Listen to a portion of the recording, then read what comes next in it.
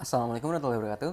Nama saya Kamal Fajar dari Fakultas Ekonomi Bisnis Islam, jurusan Manajemen kelas 1A. Di sini saya akan menjelaskan tentang pentingnya bahasa Indonesia pada karya ilmiah. Tugas UTS Bahasa Indonesia. Sebelum saya menjelaskan tentang pentingnya, di sini saya akan menjelaskan bahasa Indonesia yang baik dan benar. Yang pertama, bahasa yang baik adalah bahasa yang sesuai dengan situasi. Sebagai alat komunikasi, bahasa harus dapat efektif menyampaikan maksud kepada lawan bicara. Karenanya, laras bahasa yang dipilih pun harus sesuai. Ada 5 laras bahasa yang dapat digunakan dengan sesuai situasi. Berturut-turut sesuai derajat keformalannya, ragam tersebut dibagi sebagai berikut. Yang pertama, ragam beku digunakan pada sesuatu situasi hikmat dan sangat sedikit memungkinkan keleluasaan seperti pada kitab suci, putusan pengadilan, dan upacara pernikahan. Yang kedua, ragam resmi digunakan dalam komunikasi resmi seperti pada pidato, rapat resmi, dan jurnal ilmiah.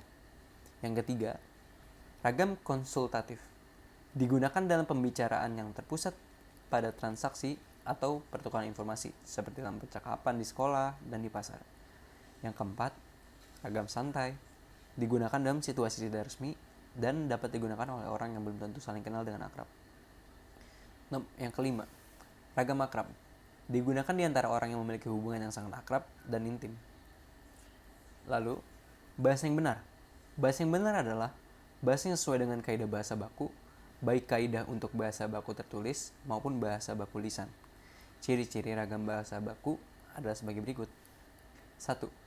Penggunaan kaidah tata bahasa normatif, misalnya dengan penerapan pola kalimat yang baku.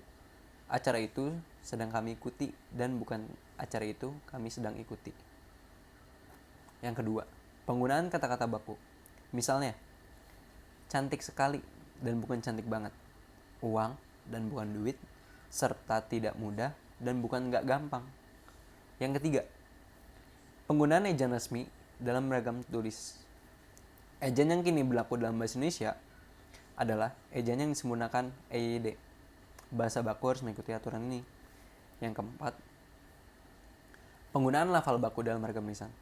Meskipun hingga saat ini belum ada lafal baku yang sudah ditetapkan secara umum, dapat dikatakan bahwa lafal baku adalah lafal yang bebas dari ciri lafal dialek setempat atau bahasa daerah.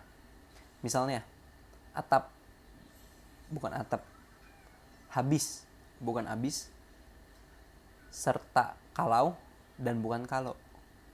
Yang kelima, penggunaan kalimat secara efektif. Di luar pendapat umum yang mengatakan bahwa bahasa Indonesia itu bertele-tele, bahasa baku sebenarnya menggunakan komunikasi efektif. Pesan pembicara atau penulis harus diterima oleh pendengar atau pembaca persis sesuai maksud aslinya. Dan sekarang kita masuk ke pentingnya bahasa Indonesia yang baik dan benar pada karya ilmiah. Dalam suatu karya ilmiah, penggunaan bahasa memiliki arti yang sangat penting. Bahasa adalah alat komunikasi lingual manusia, baik secara lisan maupun tertulis. Dengan kata lain, bahasa merupakan sarana untuk menyerap dan mengembangkan pengetahuan. Penggunaan bahasa dalam suatu karya ilmiah berarti menitik beratkan suatu bahasa sebagai alat komunikasi berupa tulisan. Karena itu, penggunaan bahasa dalam karya ilmiah sangatlah penting. Untuk pengertian dari karya ilmiah sendiri adalah laporan tertulis dan dipublikasi yang memaparkan hasil penelitian dan pengkajian yang telah dilakukan oleh seorang atau sebuah tim dengan memenuhi kaidah dan etika keilmuan. Karya ilmiah atau akademik menuntut kecermatan dalam penalaran dan bahasa. Dalam hal bahasa, karya tulis semacam harus memenuhi ragam bahasa standar atau formal, atau bukan bahasa informal atau pergaulan. Ragam bahasa ini mengikuti kaidah bahasa baku untuk menghindari ketaksaan atau ambiguitas.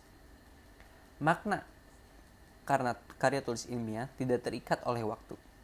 Dengan demikian, ragam bahasa karya ilmiah sedapat-dapatnya tidak mengandung bahasa yang sifatnya kontekstual seperti ragam bahasa jurnalistik. Tujuannya agar karya tersebut dapat tetap dipahami oleh pembaca yang tidak berada dalam situasi atau konteks saat karya tersebut diterbitkan. Masalah ilmiah biasanya menyangkut hal yang sifatnya abstrak atau konseptual yang sulit dicari alat peraga atau analoginya dengan keadaan nyata. Untuk mengungkapkan hal semacam itu, diperlukan struktur bahasa keilmuan adalah kemampuannya untuk membedakan gagasan atau pengertian yang memang berbeda dan strukturnya yang baku dan cermat. Dengan karakteristik ini, suatu gagasan dapat terungkap dengan cermat tanpa kesalahan makna bagi penerimanya. Pemenuh kaidah kebahasaan merupakan ciri utama dari bahasa keilmuan. Oleh karena itu, aspek kebahasaan dalam karya ilmiah sebenarnya ada memanfaatkan kaidah kebahasaan untuk mengungkapkan gagasan secara cermat. Kaidah ini menyangkut struktur kalimat, diksi, perangkat, peristilahan, ejaan, dan tanda baca. Peranan dan pentingnya bahasa dalam konsep ilmiah itu sangat penting sekali, karena kita sebagai penulis bisa meneliti hasil yang kita cari dan bisa menampilkan suatu tulisan kita di dalam sebuah penelitian tersebut. Karena kita sekarang berperan sebagai seorang mahasiswa, kita akan dituntut nantinya untuk membuat sebuah karya ilmiah yang bisa dipertanggungjawabkan. Maka dari itu,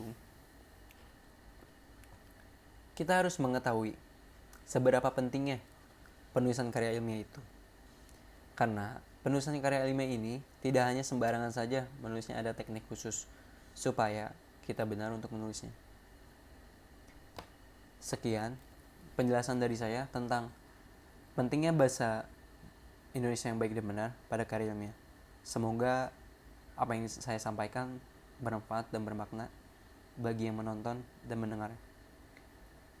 Terima kasih. Wassalamualaikum warahmatullahi wabarakatuh.